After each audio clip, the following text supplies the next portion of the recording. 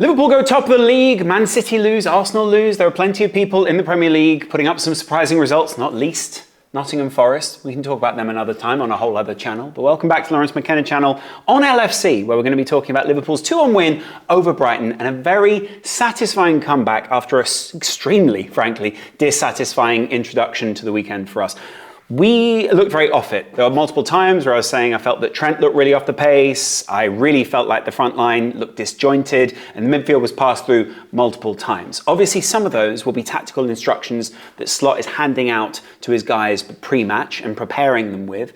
But it's also the fact that I think that at this point in the season, teams already know Liverpool in the first half are much more of a jabbing side and in the second half swing with the haymakers. And there's a very big difference between being a Jekyll and Hyde side and a team who often just try and pick the opposition off. And we can talk about the changes that Slot made, the changes, tactical adjustments and ideas which he implemented about the 60-minute mark in bringing in the likes of Curtis Jones and changing Liverpool's right side, but also playing through the centre where Szoboszlai ended up and different factors to what Nunez was doing, all those kind of things. I think we can bring those things in. There are going to be a lot of people who summarise this weekend's game as Jekyll and Hyde. I don't necessarily characterise it in that way. I think a lot of people, and this isn't a criticism of anyone in particular, but I think a lot of people are going to talk about the sloppiness of the way that Liverpool played. Yes, I agree with that. But I also feel that if I'm going to make an argument for the way that Slot sets his team up, and I think we spoke to Feyenoord fans a long time before Liverpool acquired Slot last season, a lot of them were saying, we start poorly, he makes some tactical adjustments, and then they come good in the end. That happened today. But that was in tandem with, I'll be honest, I think for about 60 minutes, Trent didn't even look like he was in the game.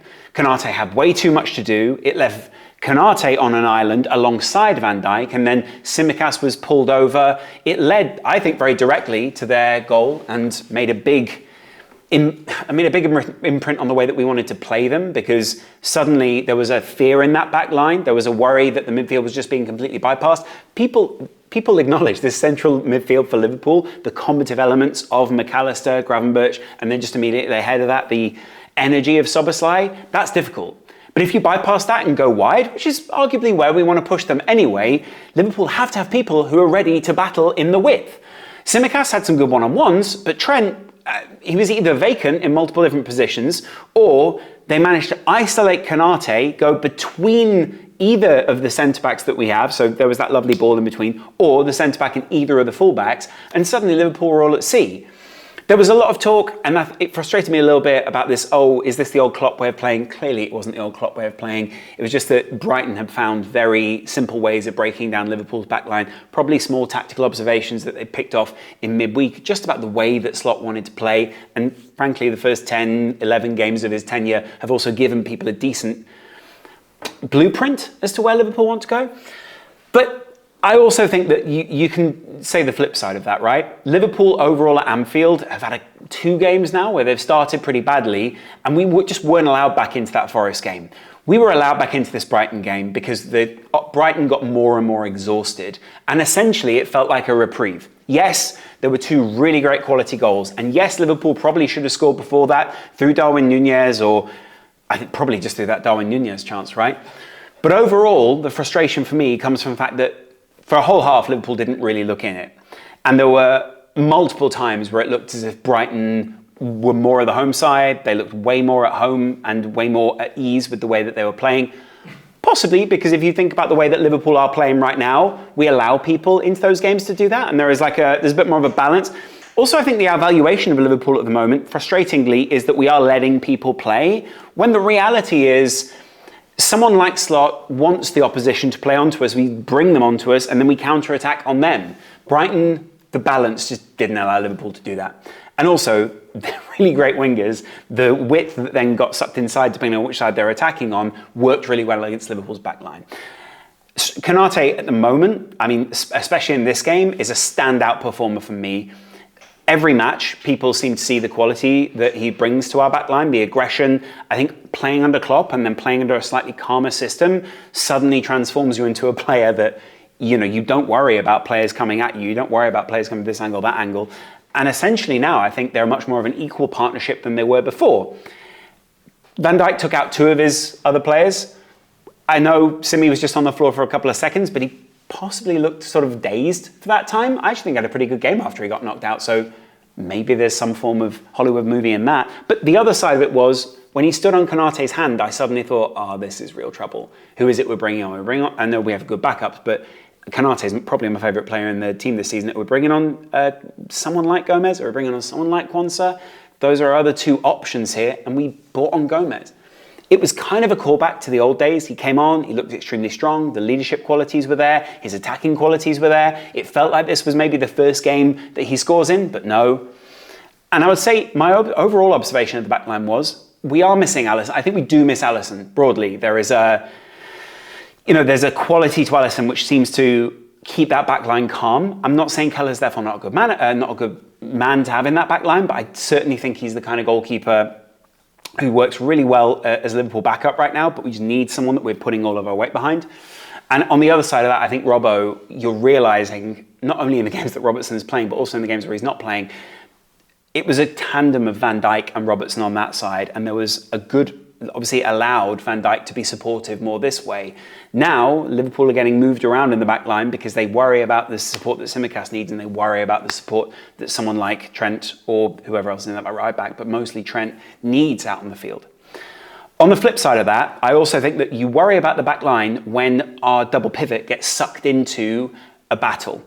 And McAllister does sometimes have this habit of getting sucked into these battles and these, I'm down on the floor, I'm back up, I'm getting stamped on, I'm being kicked through. Maybe it's because he gets targeted in that way. But I think when you see him engaging in that kind of back and forth with the opposition, Liverpool look a lot weaker. I don't know how to break that as a cycle because people seem to target him with it, but it does leave a bit of space for Gravenberch. I guess the opposite side of that is it also gives them someone to focus on, and there is therefore more space around him to operate in. It's just Liverpool never really seem to exploit that, especially in the first half. On top of that, I also think Liverpool very often like to keep the pressure up with set pieces. That's been something, for such a long time at Liverpool now. Set pieces have been so crucial to keeping up the pressure. If you're constantly hammering away and then a set piece goes in and Konate or Van Dijk or whoever it is gets up and gets a header or there's an opportunity there, it makes it feel like the pressure is building and building and building and building. Less so when really at the front of every cross, it just hits the front man and Liverpool are suddenly having to be counter-attacked on at the other end down the pitch. That is frustrating for me. I think Leverkusen will be looking at this game and thinking there are a lot of notes that we can take back into Anfield with us, and they'll certainly be looking at the weaknesses, but the areas they want to be attacking between those fullbacks. And that was like a delicious ball between Van Dijk and Konate, which Van Dijk just wasn't the right side of the player, and the player kind of got in between him and the keeper, and Kelleher had to make an Alisson-esque save. And then it all switched up. And I feel like there were some notes in the halftime meeting between Slot and everyone else. But then on top of that, as soon as Slot starts making his changes, as soon as Slot starts bringing a bit of positional sense into the game, and you see Curtis on, you see Nunez being a lot more aggressive, not trying to get as involved in the build-up, you end up with a much more cohesive Liverpool side, and actually a much more aggressive Liverpool side, and a side who, when they were misplacing passes before, when they were basically just going, oh yeah, the ball goes over there. Actually, it doesn't go over there. I think there were 5, 6 different times when I counted that Trent was just misplacing a pass, or a midfielder wasn't in the right place, or there was one time where Szoboszlai ran over the ball, it gave it back to Brighton. We were just giving the ball back to Brighton in areas that felt very sloppy to me. And once we put Trent in midfield, and there was just much more clearly this idea of structure within the Liverpool team, it worked much better. I think it also comes down to the fact that Brighton then had to work Liverpool out, and Liverpool had a lot more space to operate in. That also works for me. It's a very Slot way of playing, and it might take a little bit of time to get used to, because under the Klopp era, we were looking at, some changes come in and we're almost slightly confused by some of the changes. Sometimes the teams look confused by the changes. Sometimes they look like almost a meta change within the game, where it's like, we're trying to confuse the manager, we're actually confusing ourselves, and then we're actually confusing you, we'll work it out. This felt a lot more structured in terms of the change and almost expected from the Liverpool players. And I really appreciate that as a feeling, as a fan. I'm not there just trying to work out what Liverpool are doing. It feels actually relatively clear in terms of what Liverpool are doing. But actually, if you flip it for the opposition, they then have to work out what feels like a very aggressive change, and they've not been briefed about it. There's probably a manager shouting something from the sideline, get back for Curtis is here or whatever. Curtis, I think, worked really well in getting Liverpool a foothold in the game and got Liverpool a lot more control. But at the same time, Brighton allowed Liverpool back into it. And you could see Brighton getting more and more frustrated. You saw the two Dutch guys going back and forth at each other right after Cody Gakpo's goal. Maybe Brighton is Cody's team. And on the other side of that, you also saw that Stupinian and a couple of other players were just trying to follow through, just trying to leave something on Liverpool players. They knew that they could suck Liverpool into this kind of thing, and they knew they had to level the playing field somehow. But it came out even more after Liverpool started to really ramp the pressure up. And there is a very satisfying element of watching Liverpool at the moment of this, right, now we're gonna go from 180 to 220 and just see how quickly this cake cooks. The goals feel like they're coming. And the opposition and Liverpool and Anfield now is learning to sense those kind of things. I guess, you also feel it because Liverpool spurned, 3 or 4 chances before they actually score a goal at this point? But the decisiveness of what Cody Gakpo does at the moment is very impressive. I actually felt like this was more of a Diaz game for me today. But I thought when Diaz came on and Liverpool's structure up front changed and there was a different kind of shape, it really confused Brighton. So I understand maybe Slot, he's kind of playing his cards, he's waiting for what comes on the river rather than, we're just going to start on the front foot with Diaz and then have to change it with Gakpo. That might almost be too crude as analysis. But what I'm saying is, if you start with Gakpo and he doesn't have that space to run into, which seemed to open up a lot more for him in the second half, and maybe he only needs one of those moments because he is so decisive, because he isn't the volume shooter that someone like Mane or Salah was, or even Diaz probably, you end up with, that's a game-changing moment there from Gakpo. And suddenly Liverpool are very much on the front foot. Minutes later, we've got a second goal because Salah's cut on his inside foot. 2 inverted wingers working really well. It felt almost very traditional Premier League at that point. And Liverpool, after that, I didn't really feel like Liverpool were ever really out of that. Brighton have to come back onto Liverpool. Liverpool are able to counter-attack multiple times. You can see the space open up in behind them. But that's the frustration for me. Supporting game states rather than the team is a very confusing and disorienting experience. And I'd imagine it's one that we'll get used to as Liverpool fans under Slot. The analysis today will be this Jekyll and Hyde type thing, right? And I just can't stress enough how it isn't that. This is Liverpool just dialing in and getting a game plan, changing that game plan, and it working against Brighton. I didn't think they were particularly good before or after they scored their goals. Liverpool didn't seem good throughout the game. And maybe that's the sign of a champion. Maybe that's a sign of a team who are going for something. Here's the thing. We'll finish on this note, should we say. It is a marathon, not a sprint. And yes, City lost this weekend. Yes, Arsenal lost this weekend. Yes, that puts Liverpool 2 points clear of City and 7 ahead of Arsenal now. But I'm not really going to be point counting at this point in the season. We're just over a quarter of the way there. It's probably very let's just not count those chickens. And the opposite side of that is, I still think City have got players to come back. I still think Arsenal are going to fix their issues. And actually, I think there are multiple times where, similar to the City experience today, Liverpool have had people who are on the cusp of working them out. And then Slot has rejigged a couple of bits and moved our Tetris pieces and everything slotted in. Now, that wasn't a wordplay. That feels fortunate at the moment because of the intensity and the pace of the Premier League. Liverpool had, 20 minutes to be able to salvage the game today? Cool. And I appreciate the calmness. I appreciate the calmness of someone like Darwin. I appreciate that a few of the demeanours have changed. But that won't happen in every game. And I think, as much as I want to congratulate the Anfield atmosphere, Cody Gakpo's goals, Salah Classic, I'd much rather have a repeatable, cohesive system that I feel works.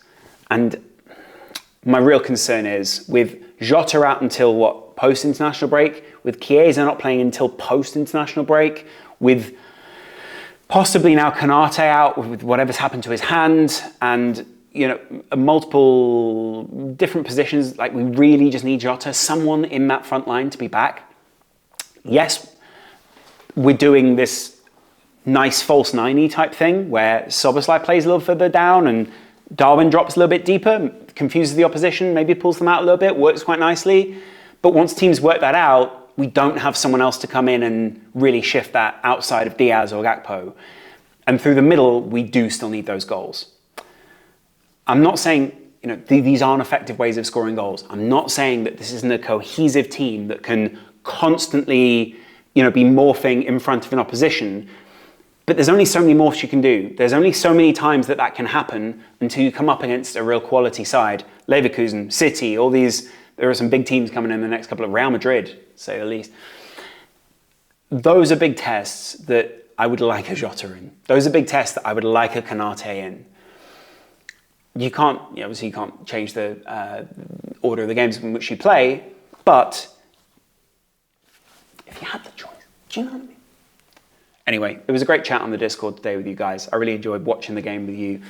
Obviously, we didn't live stream it, but we did end up in the Discord, and I really appreciated some of the theories in there. It's nice to see different people's reading of the games and different ways that people react. I think broadly, people are unimpressed by Trent today, and then that always brings up the Madrid chat.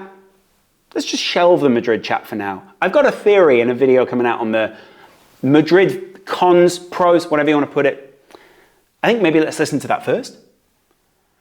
But I'm still just really impressed. Gravenberch, again, barely mentioned him today, but he deserves such credit because very often you just see him, his timing and when he gets into moves is exceptional. This time, so of course, Liverpool's midfield is just cut out because they go to the width. And I think then you expect Trent or someone to step out, and that doesn't happen. But his timing in the midfield, his timing in bringing Liverpool down the field, and the double pivot working in the way a double pivot should with McAllister is very satisfying to watch when we're not sucked into naive gameplay that the opposition managers obviously want us to do. Classy act in Leverkusen coming this week. Let's see what that class does. But in the meantime, I'll be previewing it in the next couple of days. Let me know your thoughts in the comments below. Hit the Discord and the Patreon, and I'll chat to you guys on the next one. Much love. Bye.